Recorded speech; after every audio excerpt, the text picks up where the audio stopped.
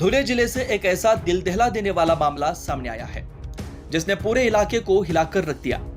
भारतीय सेना में क्लर्क पद पर कार्यरत सिपाही कपिल बागुल ने अपने ही हाथों अपने पत्नी पूजा बागुल की निर्गम हत्या कर दी। वजह उसकी अवैध प्रेम कहानी।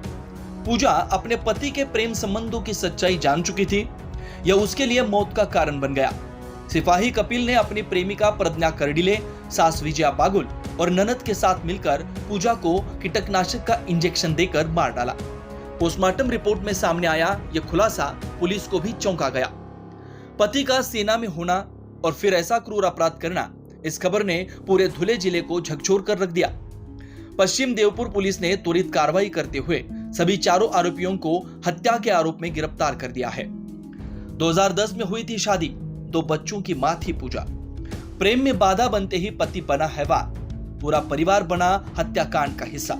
इस घटना ने न सिर्फ कानून व्यवस्था को सवालों के घेरे में खड़ा किया है, बल्कि समाज के रिश्तों की गिरती मर्यादा का खौफनाक चेहरा भी उजागर किया है। धुले से न्यूज फर्स्ट के लिए पवन मराठे की रिपोर्ट। पश्चिम देवपूर पोलीस स्टेशन धुळे। पश्चिम देवपूर पोलीस हद्दीतील वलवाडी शहरातील उपकुटुंब सोसायटी येथे कपिल बागुल हा त्यांच्या परिवारासह राहत होता। कपिल बागुल यांचे प्रेम प्रकरण त्यांची पत्नी शारदा उर्फ पूजा बागुल हिला माहिती झाल्या कारणाने बऱ्याच दिवसापासून त्यांच्यात वादविवाद होत होते।